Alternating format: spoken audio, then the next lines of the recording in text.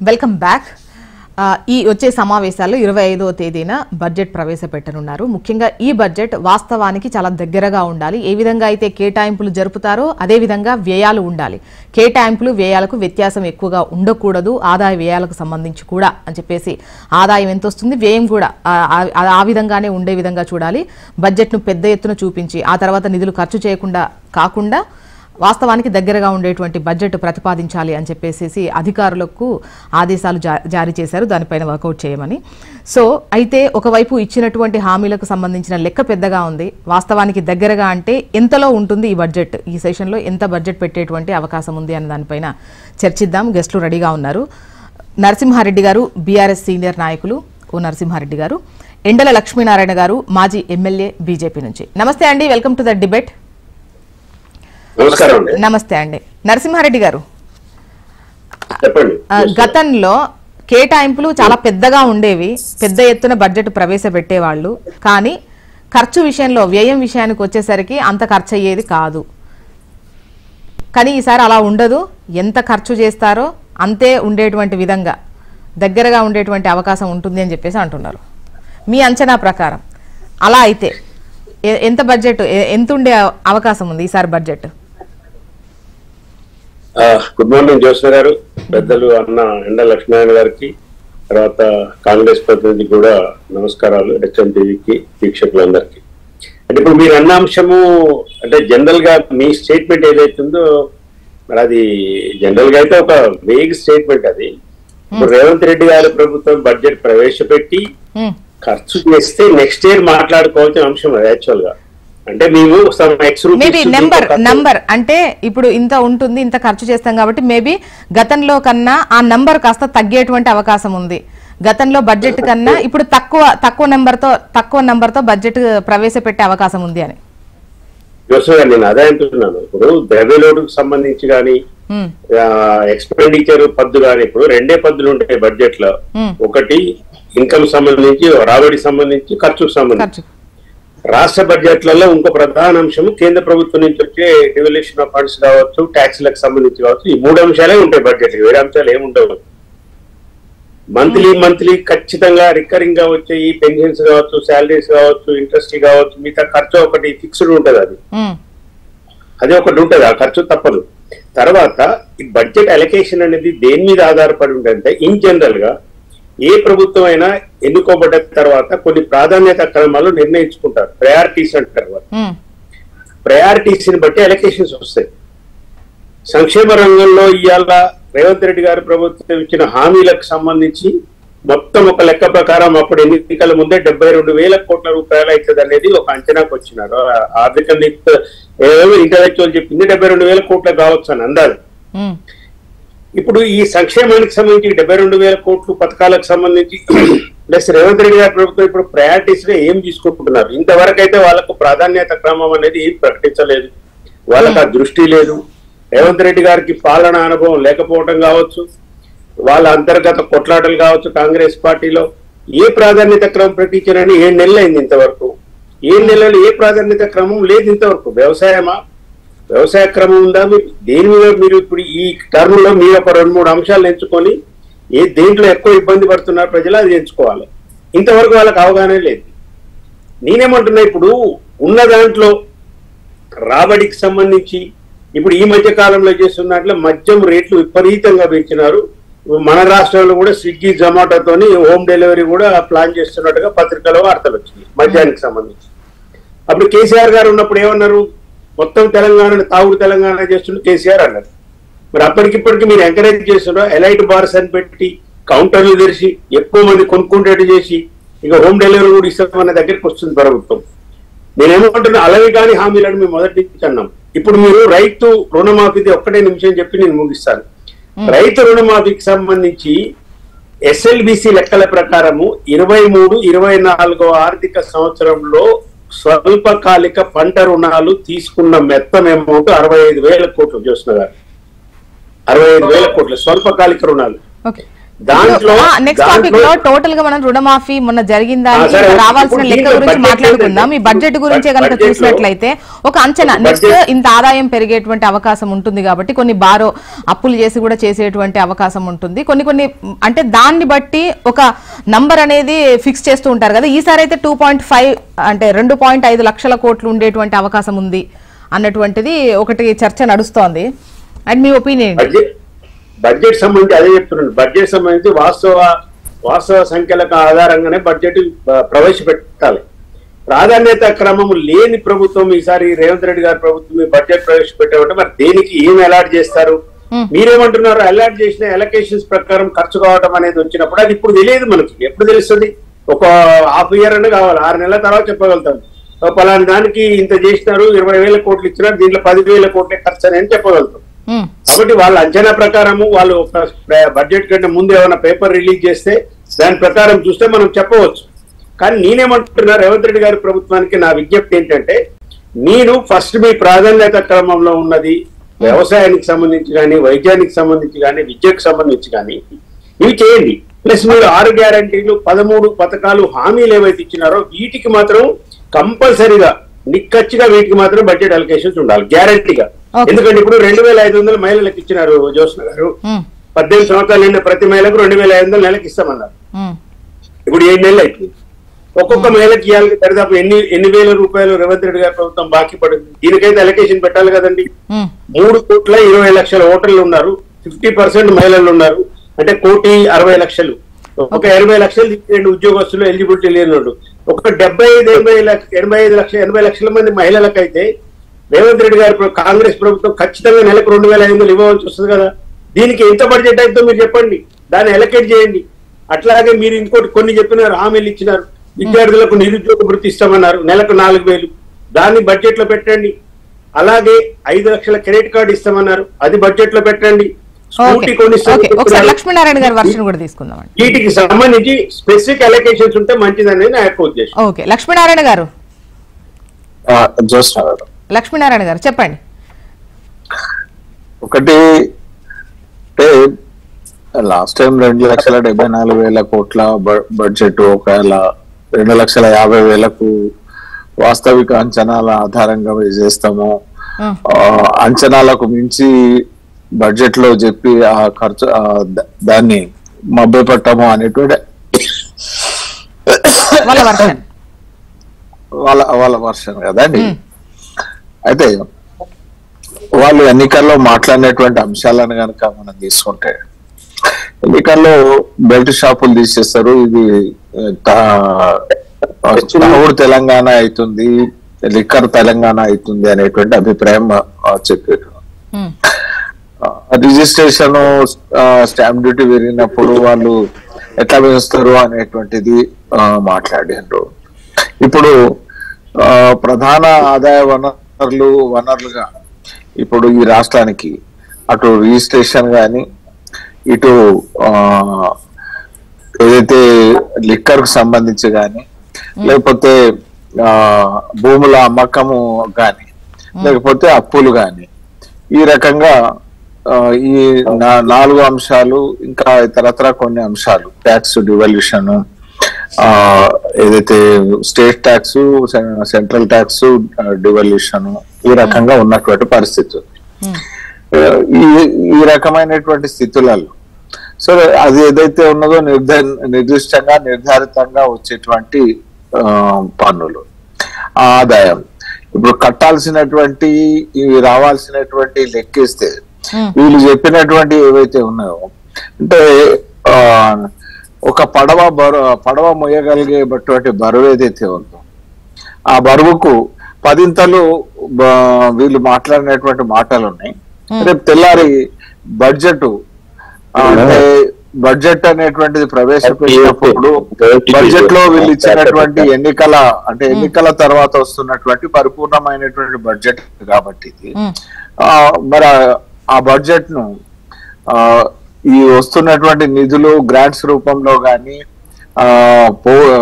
ఏదైతే సంక్షేమ పథకాలకు సంబంధించినటువంటి మ్యాచింగ్ గ్రాంట్ కానీ అన్ని కలిపి ఒక ప్రణాళికాబద్ధంగా ప్రవేశపెట్టాల్సినటువంటి అవసరం ఉన్నది. మరి దాంట్లో ప్రభుత్వం చెప్పిన అంశాలు డివియేషన్ అవుతుంది. మీ ఒపీనియన్ ప్రకారం ఏంటి ఇప్పుడు అంటే ఎలకేషన్ ఏదైతే ఉందో కేటాయింపులకు తగ్గట్టు ఖర్చులు ఉండాలి, ఖర్చు ఎంతైతే పెడతామో అంతే కేటాయింపు పెడతాం కానీ పెద్ద నెంబర్ చూపించము అనేది ఒకటి నడుస్తోంది. అంటే ప్రతి ప్రభుత్వాలు ప్రజలకు ఇచ్చినటువంటి హామీలను ఆధారం చేసుకొని ఆ ప్రాధాన్యత అంశాలకు ప్రాధాన్యత ఇవ్వడం జరుగుతుంది బడ్జెట్ లో. మరి ఇక్కడ ఉన్నటువంటి ఆర్థిక పరిస్థితులు మరి ప్రాధాన్యత అంశాలుగా ఇప్పుడు ఏదైతే నరసన్న చెప్పినటువంటి విధంగా అనేక కార్యక్రమాలను, సంక్షేమ కార్యక్రమాలను అది చేస్తామని చెప్పి 1000 కోట్ల హామీలు ఇచ్చినటువంటిది, 72,000 కోట్లు ప్రాథమిక అంచనాల ప్రకారం వాళ్ళు ఇచ్చినటువంటిది ఉంది. మరి ఏ రకంగా దీన్ని బ్యాలెన్స్ చేయగలుగుతారు అనేటువంటిది ఇవాళ ప్రజల ముందు ఉన్నటువంటి ప్రధానమైనటువంటి సంశయము. విశ్లేషకులు కానీ రాజకీయాల్లో ఉన్నటువంటి సామాన్య రాజకీయ నాయకుడికి కానీ ఇది ఎట్లా అమలు చేస్తారనేటువంటిది. ఇప్పుడు కత్తి మీద సాము రాబోయేటువంటి బడ్జెట్ ఈ రాష్ట్ర ప్రభుత్వానికి అనేటువంటిది అర్థమైంది. కాంగ్రెస్ నుంచి హర్షవర్ధన్ రెడ్డి గారు జాయిన్ అయ్యారండి, కాంగ్రెస్ అధికార ప్రతినిధి. నమస్తే అండి హర్షవర్ధన్ రెడ్డి గారు. గుడ్ మార్నింగ్ అండి.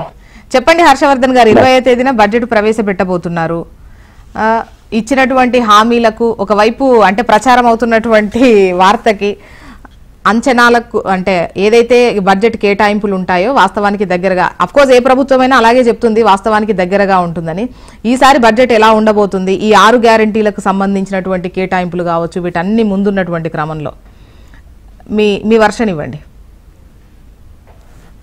ఇప్పుడు కాంగ్రెస్ పార్టీ ఎన్నికలకు ముందు కూడా ఒక కమిటీ ఏర్పడి కమిటీ ద్వారా రాష్ట్రానికి ఉన్నటువంటి ఆర్థిక వనరులు అంటే రోజు రోజుకు ఇంకా ఏమైనా వనరులను మనం సృష్టించుకోగలుగుతామా అని అంచనా వేసి రాష్ట్ర ప్రభుత్వంలో ఉన్నటువంటి అనేక మంది నిపుణులను కూడా సంప్రదించి రాష్ట్ర ప్రజల కోసం 6 గ్యారంటీలు అయితేనేమి కొన్ని డిక్లరేషన్లను ఆ రోజు ఇచ్చి ఉన్నటువంటి పార్టీని December 7th అధికారంలోకి వచ్చిన తర్వాత ఆ 6 గ్యారంటీలతో పాటు గ్యారంటీ ఇవ్వని అంశాలను కూడా అమలు చేస్తున్నటువంటి ప్రభుత్వం.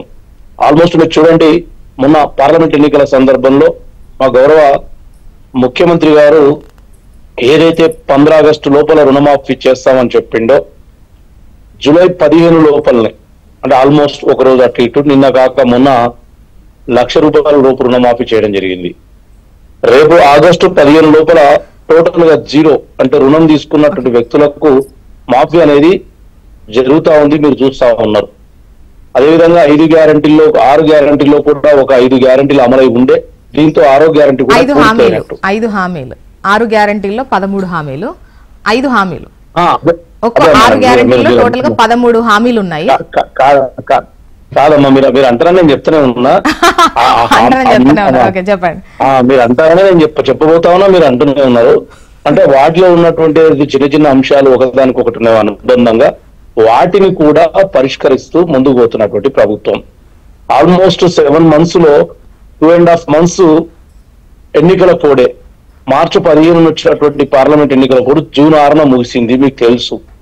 అంటే ఒక 3 months ఆల్మోస్ట్ ఎన్నికల కోడ్ ఉన్నా కూడా ఎన్నికల కోడ్ కంటే ముందు కూడా మేము ఉద్యోగాల ప్రకటన, అది డిఎస్సి కావచ్చు, ఇంకా కొన్ని ఉద్యోగాలు కావచ్చు, ఆ రోజు నియామకాలు ఇచ్చి ఇవాళ స్కూళ్లలో కాలేజీలలో పోస్టింగ్ ఇస్తున్నటువంటి ప్రభుత్వం. ఎక్కడ కూడా ప్రతి దాన్ని కూడా ఆర్థిక పరమైన అంచనాతో కూడినదే ఇవాళ అమలు అవుతుందని చెప్పి అమలు చేస్తున్నటువంటి ప్రభుత్వం.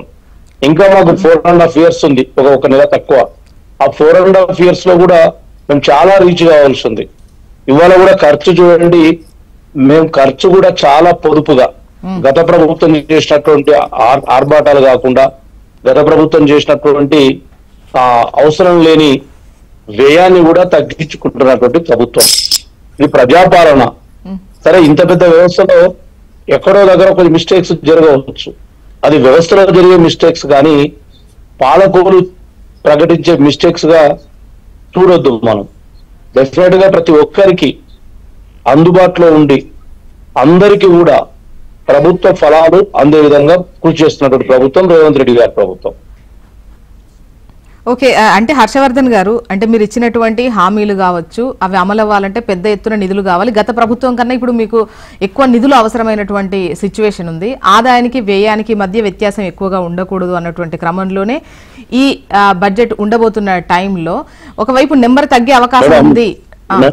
మేడం ఎప్పుడైతే ఒక వ్యక్తిగతంగా లేదా కుటుంబ పరంగా చూస్తే ఆదాయానికి వ్యయానికి వ్యత్యాసం ఎక్కువగా ఉండకూడదు అనేది ఒప్పుకోవచ్చు. కానీ ఒక ప్రభుత్వం ప్రజల కోసం అక్కడక్కడ ఆవశ్యకతను బట్టి వ్యయించాల్సినటువంటి అవసరం కూడా ఉంటది. అదేవిధంగా ఆదాయాన్ని కూడా సృష్టించుకోవాలి. ఇవాళ కేంద్ర ప్రభుత్వం నుంచి మనకు రావాల్సినటువంటి వాటా పన్నుల రూపేణా కానీ కేంద్ర గ్రాంట్స్ అయితేనేమి వాటితో పోల్చుకుంటూ అట్ ద సేమ్ టైం మన రాష్ట్రంలో ఉన్నటువంటి మీరు చూడండి రోజు రోజుకు కూడా డిజిటలైజేషన్ కానివ్వండి లేదా అవేర్నెస్ కానివ్వండి రాష్ట్రంలో ఉన్నటువంటి పన్నుల వనరుల ద్వారా ఆదాయం వస్తూ ఉంది. అప్పటికి కూడా తగ్గినప్పుడే కదా రాష్ట్రాల అప్పులు పెరిగేది. మరి లేకపోతే కేసీఆర్ ఉన్నప్పుడు 16,000 కోట్ల రూపాయల మిగులు బడ్జెట్ ఉండి అలా 7 లక్షల అప్పు కనుకైంది. అంటే రాను రాను వ్యయానికి సంబంధించినటువంటి అప్పులు తీసుకోవడం వల్ల పెరుగుతూ ఉంటది. అట్లనే మేము కేసీఆర్ చేసిన అప్పులు కూడా చేయాలనుకోవడం లేదు. ఆ అప్పులను కుదిస్తూనే నేను చెప్పినా కదా మేడం, ఎక్కడైతే దుబారా ఖర్చులు ఉన్నాయో, ఆర్భాటపు ఖర్చులు ఉన్నాయో, అవసరం లేని ఖర్చులు ఉన్నాయో వాటన్నిటినీ తక్కువ చేసుకుంటూ హర్షవర్ధన్ గారు అప్పుతో పాటు ఆదాయం పెంచుకునేటువంటి అవకాశం, అప్పు చేసేది కూడా ఆదాయాన్ని పెంచేందుకే ఈ క్రమంలోనే చేసినటువంటి వాటిల్లో వాటిని ఇప్పుడు ఆ తర్వాత ఆఫ్ కోర్స్ దాని నుండే మళ్ళీ జనరేట్ అయి అప్పు తీరేటువంటి అవకాశం ఉండదా? డెఫినెట్లీ ఉంటుందమ్మా. నేను చాలా సార్లు కూడా గతంలో డిబేట్లలో చెప్పేవాడిని. కేసీఆర్ గారి ప్రభుత్వంలో ఎక్కడ కూడా ఒక 10 రూపాయలు ఈ రోజు ఖర్చు పెడితే ఓ 10 ఏళ్ల తర్వాత ₹1 దిగుబడి అంటే రాబడి కాని పథకాలే ఆయన తీసుకొచ్చేయండు. అదేవిధంగా ఉత్పాదకత లేదు. ఈరోజు కాంగ్రెస్ ప్రభుత్వం సీరియస్ గా ఒక ఉత్పాదకతను సృష్టించే విధంగా ప్రణాళిక వేసుకుంటుంది. ఆ ఉత్పాదకత వల్ల ఏమవుతుందంటే ఆ ఇన్పుట్ గాని ఎక్స్పోర్ట్ గాని ఉద్యోగిత కల్పించడం ద్వారా ఆ ఉద్యోగులకు వచ్చే వేతనం ద్వారా కొనుగోలు శక్తి పెరిగి రాష్ట్ర జిఎస్డిపి మీద కూడా దాని ప్రభావం చూపి మేలు జరుగుతుందనే ఎవరు కాంగ్రెస్ పార్టీ భావిస్తుంది. ఏదో పొద్దుగాల 10 రూపాయలు ఇస్తే మీ వాయిస్ తీసుకుంటారు నరసింహారెడ్డి గారు, చెప్పండి, కంక్లూడ్ చేయండి.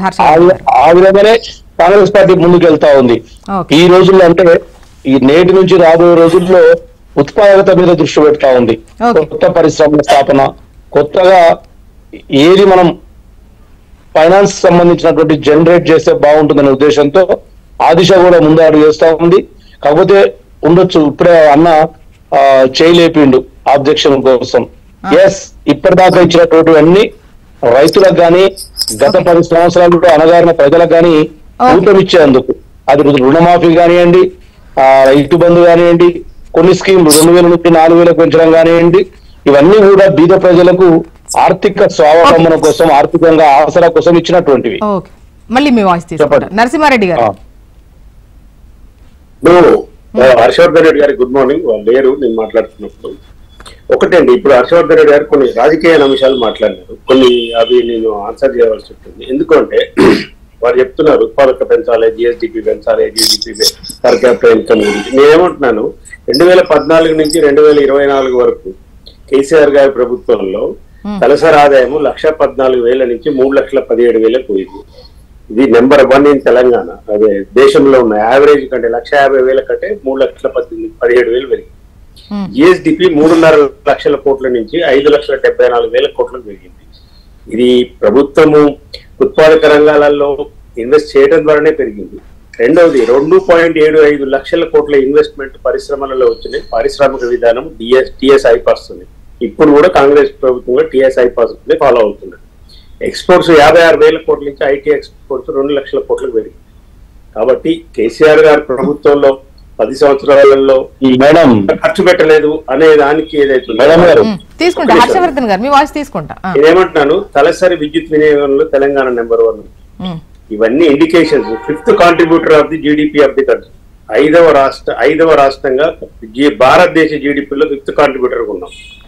ఇవన్నీ ఎలాంటి ఇన్వెస్ట్మెంట్ లేకుండా ఏమి ముందు చూపు లేకుండా జరిగిందంటే వారి విచక్షణకి వదిలేస్తాను నేను. ఒకటి. రెండోది, బడ్జెట్ సంబంధించి మీరు కంక్లూడ్ చేస్తున్నాను నేను. సంక్షేమ రంగానికి సంబంధించి మీరు ఇచ్చిన హామీలు 5 ఆల్రెడీ అయిపోయినాయి అంటున్నారు హర్షవర్ధన్ రెడ్డి గారు. అయ్యా దయచేసి మీరు ఇచ్చిన దాంట్లో 13 పథకాలు ఉన్నాయి. అది చెప్పేశాను. వాళ్ళు మాట్లాడారు కాబట్టి చెప్పాలి కదా. 5 ఆల్రెడీ ఇంప్లిమెంట్ అవుతున్నాయి అంటున్నాడు.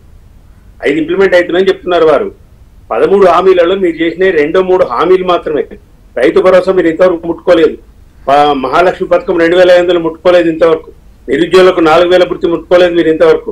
క్రెడిట్ కార్డు 5 లక్షలు ముట్టుకోలేదు ఇంతవరకు. మీరు ముట్టుకున్న అంశాలు ఎక్కువనే, అమలుకు నోచుకున్న అంశాలు ఎక్కువనే చాలా వరకు ఇప్పటివరకు. వీటి బడ్జెట్ 72,000 కోట్లు అనేది బడ్జెట్ లో రిఫ్లెక్ట్ చూడవలసిందిగా హర్షవర్ధన్ రెడ్డి గారు. నరసింహారెడ్డి. హర్షవర్ధన్ గారు, ఇప్పుడు అంటే అమలు చేసిన వాటికన్నా అమలు చెయ్యని వాటికి కేటాయింపులు పెద్ద ఎత్తున చేయాల్సిన అవసరం ఉన్నటువంటి ఉన్నాయి. ఇవి 2,500 కావచ్చు, క్రెడిట్ కార్డ్ కావచ్చు.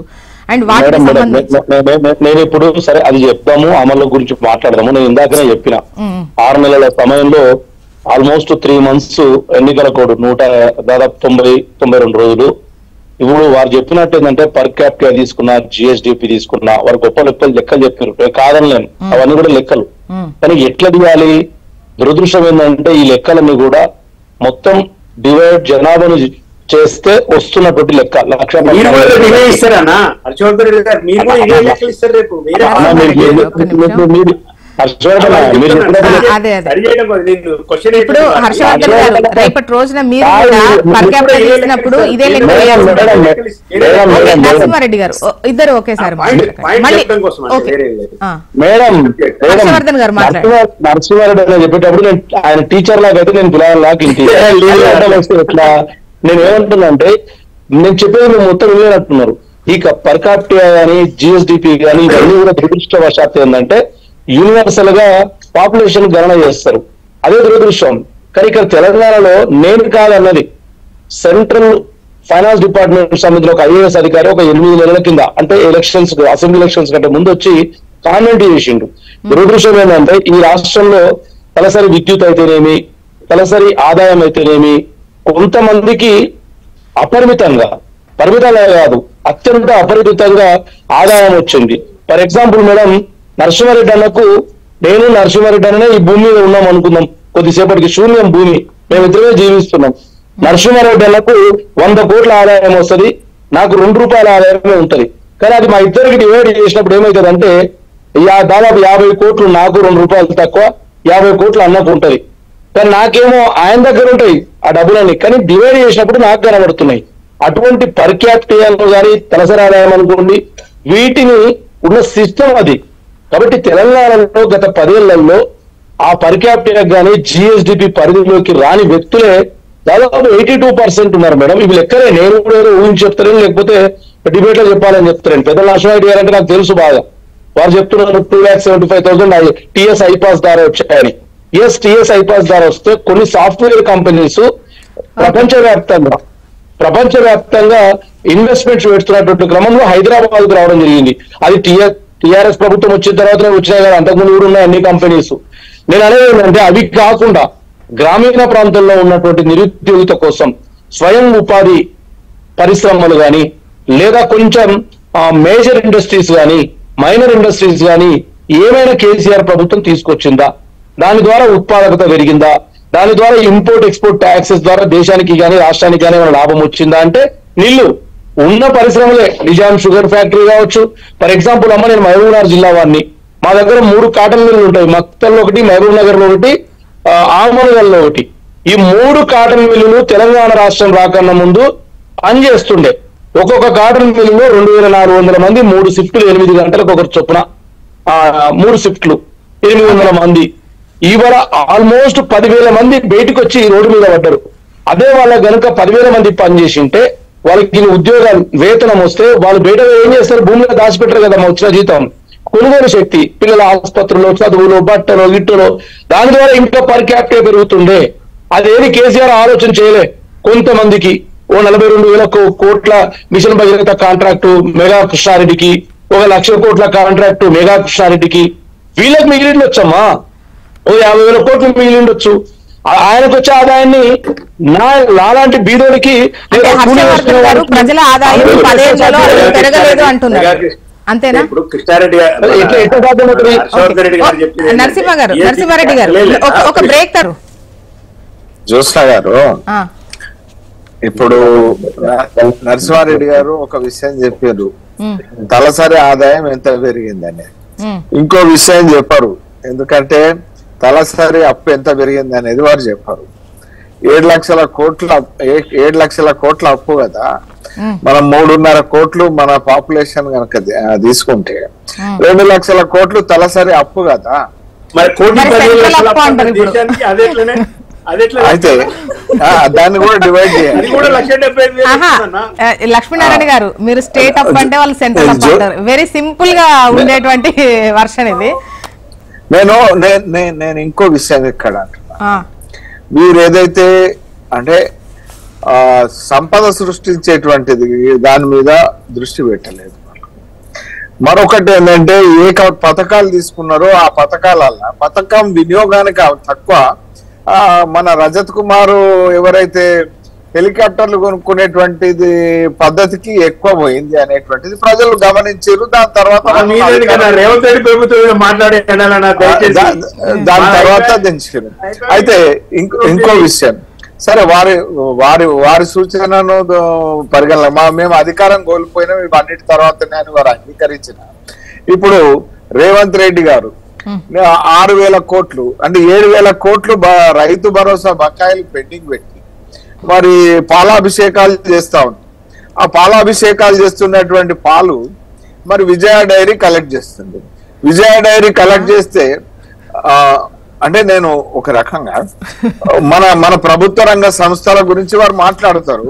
ప్రభుత్వ రంగ సంస్థ అయినటువంటి విజయ డైరీ 3 నెలల నుంచి రైతులు 50,000 మంది రైతులు ఆ పాలు సప్లై చేస్తే ఆ పాలకు పైసలు ఇవ్వనటువంటి ప్రభుత్వం ఏ రకమైనటువంటి పరిస్థితిలో ఉంది. ఇక పోతే ఎవ్రీడే విద్యారంగ సమస్యల గురించి మాట్లాడతారు. అన్నింటిని బట్టి మీ అంచనా ఎట్లా ఉంది ఇప్పుడు? 25 నేను ఒక విషయాన్ని జ్యోత్స్న గారు, ఇప్పుడు ప్రభుత్వము ముఖ్యమంత్రి గారు ప్రతి అంశం గురించి ఇది చేయాలా అది చేయాలా అని మాటలలో చెప్తున్నారు, మీటింగ్లు పెట్టి చెప్తున్నారు, చెప్తా ఉన్నారు. నేను కమిటీలు కూడా వేస్తున్నారు. నేను అడుగుతాను, ఏదైతే స్కూల్ ఉన్నదండి, బడి ఏదైతే ఉన్నదో కనీస మౌలిక సదుపాయాలతో ఉండాలా, దాంట్లో ఫ్యాకల్టీ టీచర్లు ఉండాలా, దానికి సంబంధించినటువంటి క్వాలిటీ ఎడ్యుకేషన్ ఇవ్వడానికి అవసరమైనటువంటిది ఎవరికన్నా తెలుస్తుంది కదండి. దీని మీద కూడా కమిటీ వేస్తారు. అంటే కమిటీ వేసి నాన్ చేసేటువంటి ప్రయత్నం. ఇప్పుడు మా మిత్రుడు హర్షవర్ధన్ రెడ్డి గారు చెప్పిండ్రు, షుగర్ ఫ్యాక్టరీలు ఉన్నాయి, షుగర్ ఫ్యాక్టరీలు బంద్ చేసిండ్రు అనేటువంటి తెలంగాణ వచ్చిన ఇక్కడ. అయితే వీళ్ళు ఏం చేసిండ్రు, వెనకటికి ఒక కమిటీ వేసారు షుగర్ ఫ్యాక్టరీ. ఇప్పుడు లక్ష్మీనారాయణ గారు, ఏదైనా ఇప్పుడు అంగన్వాడీలో ఎడ్యుకేషన్ అయినా లేకపోతే ఒక టీచర్ తో నడిపించాలా, 2 టీచర్లు 3వ తరగతి వరకు చెప్పించడం అని అంటే క్వాలిటీ ఆఫ్ ఎడ్యుకేషన్ రావాలంటే ఎలా ముందుకెళ్ళాలి? అది ఒక సర్వే చేస్తే తప్పేంటి? అన్ని అనుకోని మళ్ళీ తప్పటడుగా అయిందని మళ్ళీ వెనక్కి వేయడం కన్నా కూడా అలా కమిటీ చేస్తే తప్పేంటి అంట. నేను ఇక్కడ మీకు ఎందుకు కమిటీలు ఎందుకు వేస్తున్నారు అంటే కాలయాపన ఏదెందుకు వేస్తున్నారు. నేను ఎందుకు ఇప్పుడు ఇప్పుడు షుగర్ ఫ్యాక్టరీలు ఉన్నాయి. గతంలో కాంగ్రెస్ పార్టీ ప్రభుత్వమే తెలుగుదేశం ప్రైవేటైజేషన్ చేసిందని దాని మీద కమిటీ వేసింది.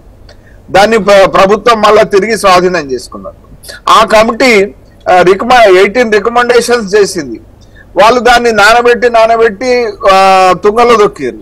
మళ్ళా ఎలక్షన్లలో మళ్ళా దాన్ని మేము పునరుద్ధరిస్తామన్నారు. మళ్ళా ఇప్పుడు కమిటీ వేసారు. లాస్ట్ టైం వేసినటువంటి కమిటీ సిఫార్సులు అమలు చేయని మహాప్రభు అంటే దాన్ని నానబెట్టేందుకోసం మళ్ళీ ఒక కమిటీ వేసారు. ఈ కమిటీలో రేపు తెల్లారి ఈ కమిటీలో పనితీరు ఎట్లుంటుందని ఇంకో కమిటీ వేసినా వేయచ్చు. ఎందుకంటే వీళ్ళు ఏం చేసారు, మీటర్ బట్టు ఉన్నది 15 మీటర్లు కుడతామని ప్రజలకు 15 మీటర్లలో మీకు వచ్చేటి గుడ్డలు కుడతామని ప్రజలకు చెప్పారు. ముఖ్యమంత్రి గారే చెప్తున్నారు, నెలకింత అప్పులు పోతాయి, ఇంత ఆదాయం ఇంత వస్తుంది, అప్పులు ఇంత పోతాయి, వడ్డీలు ఇంత పోతాయి, అన్ని పోతాయి అనేటువంటి. కానీ ఈ లోపల ఇన్కమ్ సోర్స్ అది ఆ జనరేషన్ జరుగుతుందేమో, ఇన్కమ్ సోర్స్ వెతుకుతున్నారు. మరి అది చెప్తలేరు, ఏ రకంగా ఇన్కమ్ సోర్స్ వస్తుందో లెక్కలు చెప్తలేరు, కూర్చుంటలేరు, మాట్లాడతలేరు. హర్షవర్ధన్ రెడ్డి గారు మీ వాయిస్ తీసుకుంటా, ఒకసారి నరసింహారెడ్డి గారి వర్షన్ అయిపోయిన తర్వాత ఒక్క విషయం ఇక్కడ జరుగుతున్నది ఏంటంటే, జ్యోత్స్న గారు, డే వన్ నుంచి ప్రభుత్వం అధికారంలోకి వచ్చినటువంటి రోజు నుంచి కూడా ప్రభుత్వ అధినేతల్లో ఇది మునిగేనావా ఏదైనా గడ్డకేసుకోవాలా అనేటువంటి ధోరణి కొనసాగుతా ఉన్నది ఈ నేతలలో. అంటే సొంత పనులు చేసుకోవడం అనే, దీపం ఉండగా ఇల్లు చక్క పెట్టుకోవాలని అంటారు కదా, ఒడిగట్టే దీపం ఉన్నప్పుడు ఆ చివరి వెళ్తుల్లో ఏదన్నా చేసుకోవాలంటారు అనుకుంటారు కదా. 10 ఏళ్ళు మేము అధికారంలో లేము, అధికారంలోకి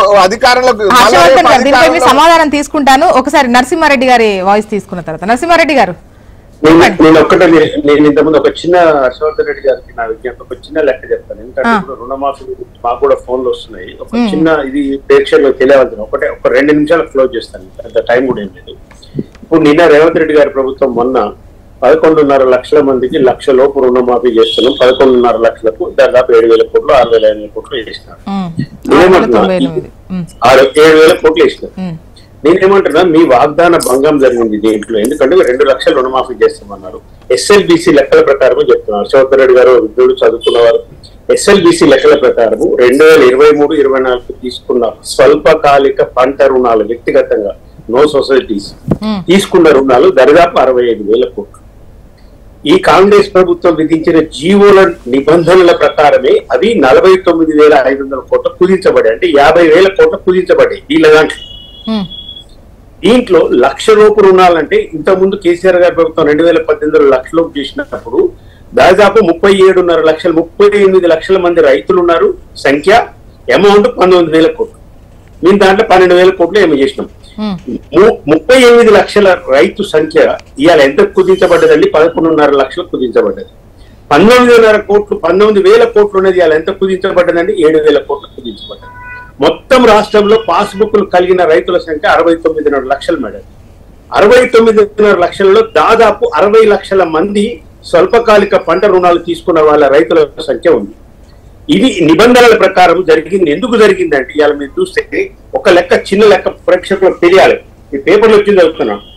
మెదక్ డిసిసిబిలో 42,000 మంది 1 లక్షలోపు రుణాలు తీసుకొని ఉంటే కేవలము వీళ్లకు 75 కోట్లు, అంటే 40% మాత్రమే మాఫీ అయినాయి. ఎంతమందికి అయినాయి? వీళ్ళు తక్కువైనాయి. డిసిసిబి మహబూబ్నగర్ జిల్లాలో, వారి సొంత జిల్లాలో 51,417 మంది ఉండగా దీంట్లో 20,030 మందికి మాత్రమే రైతులకు మాఫీ అయినాయి. అట్లాగే ఉమ్మడి నల్గొండ జిల్లా డిసిసి గవర్నమెంట్ ఆర్గనైజేషన్ 72,513 మంది రైతులు ఉంటే 33,913 మంది రైతులకు మాత్రమే అయినాయి. దీనికి ప్రధాన కారణం ఏంటంటే బేషరతులు లేకుండా ప్రతి రైతుకు మీరు 2 లక్షల రుణమాఫీ చేస్తామని ఆ రోజు ప్రకటించినారు వరంగల్ డిక్లరేషన్, రాహుల్ గాంధీ గారు కూడా. ఇప్పుడు వీళ్ళు తీసుకున్న క్రైటీరియాస్ ఏంటంటే పిఎం కిసాన్ సమ్మాన్ యోజన అనే దాంట్లో తీసుకున్నారు. దీనికి లెక్క కూడా మీరు మ్యాచ్ అయితే చూడండి. కేసీఆర్ గారు ఉన్నప్పుడు రైతు బంధు వేసినప్పుడు 69.5 లక్షల మందికి రైతు బంధు వేస్తే పిఎం కిసాన్ ఏదైతుందో 2,000 సంవత్సరానికి 6,000 వేసే దాంట్లో 31,60,70,000 బిలో 32 lakhs. ఇప్పుడు వీళ్ళ సంఖ్య కూడా కాంగ్రెస్ ప్రభుత్వం రేవంత్ రెడ్డి గారు చెప్పేది కూడా 32.5 లక్షలకు 31,000 కోట్లు మేము మాఫీ చేస్తామంటున్నారు. ఇది 2 లక్షల రుణమాఫీకి. ఈ సంఖ్య దయచేసి మీరు ఆలోచన చేయండి. 32.5 లక్షల మంది అంటున్నారు. రుణాలు తీసుకున్న వాళ్ళ సంఖ్య దానికి డబుల్ ఉంది, 62 లక్షల చిల్లర ఉంది. స్వల్పకాలిక రుణాలు మీ నిబంధనల ప్రకారమే. అంటే ఏం చేసినారు? దరిదాపు 50,000 కోట్లు, దరిదాపు 43,000 కోట్లు, 44,000 కోట్లు రుణమాఫీ చేసేదాన్ని ఇమ్మీడియట్ గా 20 కోట్లు, 18,000 కోట్లు తగ్గించి 32.5 లక్షల రైతుల సంఖ్య, 31,000 కోట్లేమో అమౌంట్ అంటున్నారు. కాబట్టి ఈ గ్యాప్ ఎందుకు వస్తుందంటే నిబంధనలు విధించినారు. మీరు ఎన్నికల ముందు చెప్పలేదు అర్హులైన వాళ్ళకి ఇస్తాము, లేదు ఆ కుటుంబం ప్రాతిపదిక. రేవంత్ రెడ్డి గారు చెప్పింది ఎంత ఇదైపోయింది తెలుసా మేడం? రేషన్ కార్డు కుటుంబాన్ని పరిగణలోకి తీసుకుంటలేమన్నారు. కుటుంబంలోకి పరిగణలోకి చెప్పారు. హర్షవర్ధన్ రెడ్డి గారు కూడా తెలుసు, ఇంతవరకు ఆ జీవో మారలేదు. నిన్న ఒక ఛానల్లో నేను మాట్లాడుతుంటే కాంగ్రెస్ ప్రతినిధి బెల్లనాయక్ గారు కూడా చెప్పినారు, అవును కుటుంబం ప్రాపగా మీ ప్రాతిపదిక తీసుకొనే చేస్తున్నామని చెప్పినారు. అందుకే 32 లక్షలు వస్తున్నారు. ఓకే ఇది వాగ్దానం హర్షవర్ధన్ రెడ్డి గారు కాదా అని అమ్మా. హర్షవర్ధన్ రెడ్డి ఇప్పుడు ఎండలన్నా చెప్పినట్టు విద్యకు కమిటీలు వేస్తూ కాలయాపన చేయడం ఇవన్నీ కూడా మీరు చూసింటారు. నిన్న మొన్న పాఠశాలల్లో గతంలో 20 మంది పిల్లలకు ఒక టీచర్ ఉంటే ఈరోజు 10 మంది పిల్లలకు ఒక టీచర్ని ఇచ్చినటువంటి ప్రభుత్వం కాంగ్రెస్ ప్రభుత్వం. ఎక్కడ కూడా టీచర్ల కొరత లేకుండా సుమారు 68,000 మంది టీచర్లను బదిలీలు జరిపించి 24,562 మంది టీచర్ల పదోన్నతులు ఇచ్చింది, అంటే ప్రమోషన్స్ ఇచ్చింది. ఎక్కడ ఆవాసంలో కూడా టీచర్ లేకుండా బడి ఉండొద్దనే దృఢ నిశ్చయంతో ఇవాళ టీచర్లను నింపిన ప్రభుత్వం కాంగ్రెస్ ప్రభుత్వం. అట్ ద సేమ్ టైం బడులు ప్రారంభమయ్యే లోపలనే 603 కోట్ల రూపాయలను విడుదల చేసి అక్కడ మౌలిక వసతులు కూడా కల్పిస్తుంది. అదేవిధంగా జూన్ 12 నాటికి ప్రతి పాఠశాలల్లో ప్రతి విద్యార్థికి యూడైస్ ప్రకారం, అంటే లాస్ట్ ఇయర్ 2023 సెప్టెంబర్ 30 నాటికి ఉన్న విద్యార్థులను ప్రామాణికంగా తీసుకుని పుస్తకాల పంపిణీ చేసింది. గత ప్రభుత్వాలు డిసెంబర్ నవంబర్ వస్తే కూడా కనీసం పుస్తకాలు దుస్తులు ఇవ్వలేకుండే. ఇవాళ పిల్లలకు బడి పిల్లలకు కావాల్సినటువంటి వసతులు బడి పిల్లలకు, పంతులకు కావాల్సినటువంటి వసతులు పంతులకు, స్కూళ్ళకు కావాల్సినటువంటి మౌలిక వసతులు స్కూళ్ళకు కల్పించి విద్యారంగాన్ని పరిపుష్టి చేసినటువంటి ప్రభుత్వం కాంగ్రెస్ ప్రభుత్వం. ఇక నరసింహారెడ్డి గారు అన్నట్టు అన్న అవును మీరు చూడండి అన్న 603 కోట్లు ఇప్పటికే విడుదల చేసి ఖర్చు అయిన మౌలిక వసతులు. ఈ 15 ఆగస్టు లోపల 23,000 మంది స్కావెంజర్లను కూడా ఇవ్వడానికి జీవో నిన్న రెడీ అయిందన్న. మీరు ఇట్లా లైన్ లో ఉంటాయి, మీకు తెలుసు కదా అన్న, మీరు కూడా గ్రాస్ రూట్కి వెళ్ళి వచ్చిన వాళ్ళు. మీరు ఏ స్కూల్ కన్నా మీ దోస్తులు కూడా చాలా మంది టీచర్ ఉన్నారు, నాకు కూడా కలిసి చెప్తుంటారు. ఎవరికైనా ఒకరికి ఫోన్ చేయండి అన్న స్కూల్ కు, హర్షవర్ధన్ రెడ్డి ఇట్లా చెప్తున్నారా బాబు అని చెప్పేసి. ఇవి వాస్తవాలు, నేనేదో లేని చెప్పట్లేదు. ఇంకొకటి ఏంటంటే నరసింహారెడ్డి గారు చెప్పినట్టు రుణమాఫీకి సంబంధించి వాళ్ళకు కొన్ని నిబంధనలు తీసుకురావడం జరిగింది. ఎందుకు తీసుకొచ్చినాం? ఆర్థిక పరిస్థితి బాగాలేదు, ఎవరైతే ఇన్కమ్ ట్యాక్స్ పేయీలు ఉన్నారో లేదా ఒక ల్యాండ్ నాలా కన్వర్షన్ కాకుండా ఆ ల్యాండ్ లో ఎన్ఆర్ఐలు అంటే గ్రీన్ కార్డు హోల్డర్లు ఎవరైతే ఉన్నారో వాళ్ళ farm land, bar house, swimming pool అంటే లాంటి వాటికి కూడా గతంలో రైతు బంధు వచ్చింది. ఆ దాని మీద రుణమాఫీ కూడా జరిగింది. అశోక్ గారు దయచేసి తప్పు మాట్లాడద్దు. దయచేసి సాంగ్ పోతుంది. స్వల్పకాలిక పంట రుణాలంటే బ్యాంక్ వాళ్ళవి ప్రత్యక్షంగా పంట చూసిన తర్వాత రిలీజ్ చేస్తారు. వాటికి ఇవ్వరన్నా, ఆమోదులకు తోటలకు ఇవ్వరన్నా. దయచేసి మీరు అర్థం, అవి లాంగ్ టర్మ్ లోన్స్, స్వల్పకాలిక పంట రుణాలు ఇవి.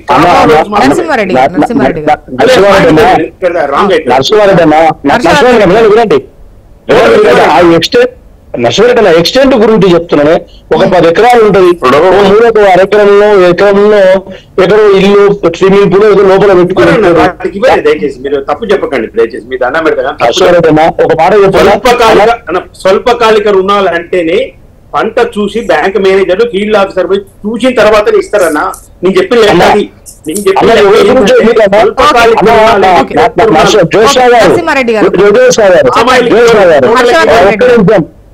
అలా నేను ఎవరి గురించో నేను ఎందుకు చెప్తాను. నేనే ఒక్క ఎకర 24 గుంటలు నా పేరు మీద ఉంటది.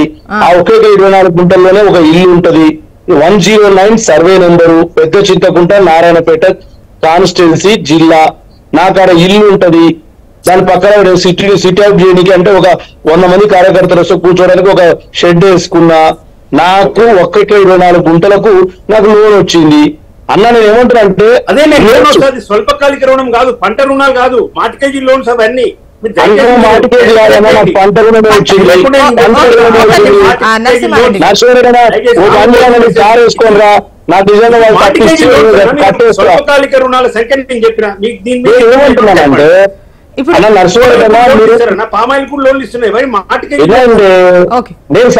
నేనన్నా అగ్రికల్చర్ లోనే తీసుకున్నా, మార్టిగేజ్ చేయలేదు. ఇంకెక్కడ 24 గుంటలు ఉన్న ఇల్లు ఆడకూర పెట్టుకుంటా.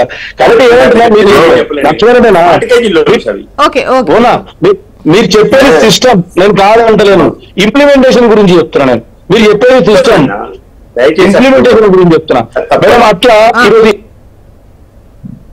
స్వల్పకాలిక రుణాలు మీరు చెప్పండి. క్రాప్ లోన్ మేడం, స్వల్పకాలిక రుణాలు అంటే ఆ క్రాప్ అయిపోకుండా ఆ లోన్ క్లోజ్ కావాలి మేడం. ఇది తోటలకు ఇచ్చేవి, పామ్ ఆయిల్కి ఇచ్చేవి, వాయిదా ఇవ్వకుండా ఇచ్చేయి, మిగతా వాటిని దీర్ఘకాలిక లోన్లు వాటికి ఉండదు. అవి ఇప్పుడు ఈ నిబంధనలు కూడా ఓకే. హర్షవర్ధన్ రెడ్డి గారు ఇంతకు మరి మీరు లోన్ ఎట్లా తీసుకున్నారు, మీకు ఎట్లా వాళ్ళు ఇచ్చారు అనేది కూడా షార్ట్ టర్మ్ లోన్ అంటే అత్యంత క్యాప్ ఆఫ్ అయింది 18 నెలల టర్మ్, 18 నెలలు అంటే స్వల్పకాలిక రుణాలు. అది పంట కూడా తేడా ఉంటది. వరికి ఒక తిరిగి ఇస్తారు అంటే హైయెస్ట్ షార్ట్ టర్మ్ 18 months. దాని ప్రకారమే ఆధారం చేసుకుంటారు. మరి దీర్ఘకాలిక రుణాలు ఈ రుణమాఫీలో వర్తించవు. అయితే నేను హర్షవర్ధన్ గారిని ఒకటి అడుగుతా. 31,000 కోట్లు 31,000 కోట్లు రుణమాఫీ చేస్తామను, 6,000 కోట్లు రుణమాఫీ చేశారు. 6,000 కోట్లు రుణమాఫీ చేస్తే వారు మొత్తం హామీలన్నీ మేము నెరవేర్చేసినామండి. ఇప్పుడు ఉన్న హామీలలో ఒక్క హామీ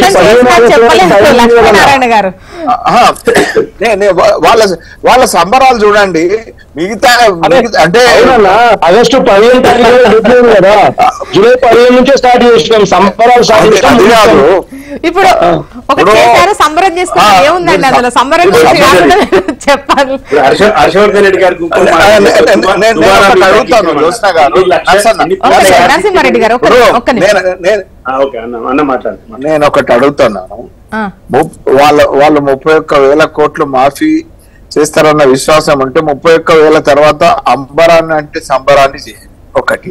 రెండో విషయం, కౌలు రైతులను రైతు భరోసాకు తీసుకొస్తామన్నారు. ఉన్న రైతుకు రైతు భరోసా కార్యక్రమాన్ని ఇవ్వండి.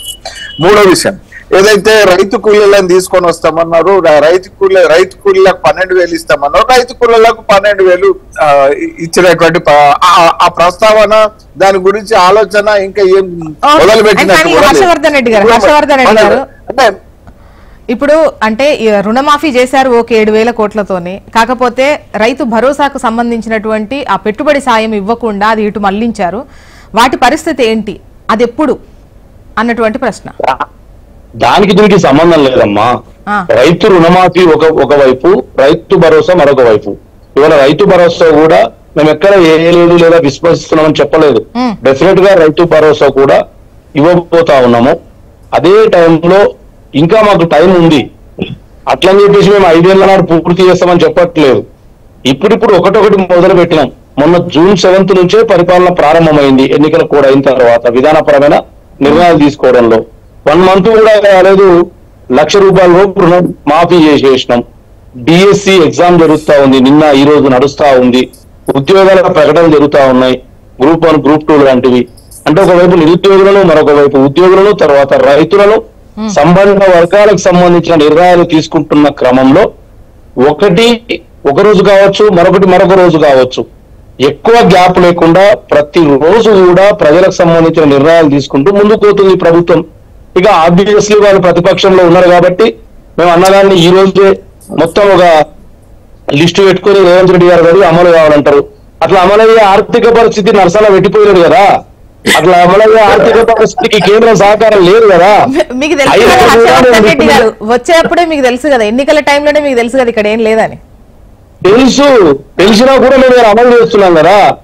తెలుసమ్మా, మేము ఆ రోజు కూడా చెప్పినాం. మమ్మల్ని అడిగిండ్రు, మా బట్టి గారిని అడిగిండ్రు, మీరే అంటున్నారు ఆర్థిక పరిస్థితి బాగాలేదని మేము ఎట్లా అమలు పరుస్తారని అడిగిండ్రు.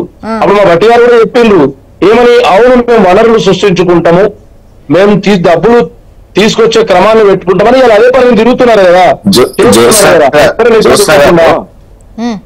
చెప్పండి లక్ష్మీనారాయణ గారు. ఇప్పుడు రాహుల్ గాంధీ గారు 7 లక్షల అప్పులు పెట్టిందని ఒక నోట చెప్పారు. హామీలు కూడా వాళ్ళు ఇచ్చారు. వాళ్ళు ఏంది అంటే ఇక్కడ ఆర్థిక పరిస్థితి అనుకూలంగా లేదని కూడా మరి అనేకమైనటువంటి హామీలు ఇచ్చారు. ఇచ్చిర్రు, దానికి టైం ఫ్రేమ్ కూడా పెట్టారు. 100 రోజుల్లో మేము చేస్తామని చెప్పారు. ఇది హామీలు ఇచ్చింది కాంగ్రెస్ ప్రభుత్వమే ఇచ్చింది. 100 రోజుల టైం ఫ్రేమ్ కాంగ్రెస్ ప్రభుత్వమే పెట్టింది. మరి ప్రజల ముందు వాస్తవమైనటువంటి ఆర్థిక పరిస్థితి తెలిసి ఈ రకం హామీలు ఈ రకమైనటువంటి భారమైనటువంటి హామీలను ఇచ్చి ప్రజలను మోసం చేసి అధికారంలోకి వచ్చినాం అనేటువంటి వాళ్ళు చెప్పాల్సినటువంటి పరిస్థితి. నరసింహారెడ్డి గారు ఒక్కొక్క లైన్ లో ఒకటే నేనేమంటే హర్షవర్ధన్ గారు ఒక మాట చెప్పారు, ఆ ప్రభుత్వం దుబారా చేయట్లేదు అన్నారు. ఇప్పుడు మీరు చేసింది 7,000 కోట్ల రుణమాఫీకి ఉన్న పత్రికలన్నిటికీ ఫ్రంట్ పేజీ యాడ్ ఇచ్చి కొన్ని కోట్ల రూపాయలు యాడ్ ఇచ్చినారు. అంతమంది మిస్ ఒక 200-300 మంది రైతులకు రుణమాఫీ జరుగుతుండే కదండి, ₹1,00,000 దుబారా చేయనంటున్నారు. ఇప్పుడు మర్రి చెన్నారెడ్డి మానవ వనరుల దాంట్లో ఎందుకంటే సీఎం క్యాంప్ ఆఫీస్ మళ్ళా కట్టుడు 1,000 కోట్లు 500 కోట్లు పెట్టి లేదా క్యాంప్ ఆఫీస్ ఇప్పుడు సీఎం కు ఏం దుబారా చేయట్లేదండి. ఏం యాడ్స్ అండి మనం రైతు రుణమాఫీ చేస్తే ఇచ్చింది 7,000 కోట్లు అలా దాంట్లో కోట్ల రూపాయలతో ఫైనల్ గా కన్క్లూడింగ్ పాయింట్ హర్షవర్ధన్ రెడ్డి గారు దుబారా చేస్తుంది రేవంత్ రెడ్డి ప్రభుత్వము. వారి క్యాంప్ ఆఫీస్ అవసరం లేదు. ఫైనల్ గా హర్షవర్ధన్ గారు ఒక లైన్ లో కన్క్లూడ్ చేయగలరా సమాధానం? మేడం ఇంతగా చెప్పినమ్మా, ఆర్థిక పరిస్థితి బాలేని పరిస్థితుల్లోనే మేము అధికారంలోకి వచ్చినాము. అట్లా అని చెప్పేసి ప్రజలను ఎక్కడ కూడా విస్మరించకుండా ఆర్థిక వనరులను కేటాయించే కేటాయింపులను బట్టి ఒక అంచనా వచ్చేస్తుంది. అంటే మీ ప్రాధాన్యత క్రమాలు ఏ విధంగా ఉన్నాయి, ఏవి ముందు ఏవి వెనక అనేది ఒక క్లారిటీ వస్తుంది. And thank you so much అండి డిస్కషన్ లో పార్టిసిపేట్ చేసినందుకు హర్షవర్ధన్ రెడ్డి గారు, నరసింహారెడ్డి గారు, లక్ష్మీనారాయణ గారు. థ్యాంక్ యూ అండి. ఇది వాళ్ళ న్యూస్ అనాలిసిస్. చూస్తూనే ఉండండి HM TV. వార్త ఆగదు, నిజం దాగదు.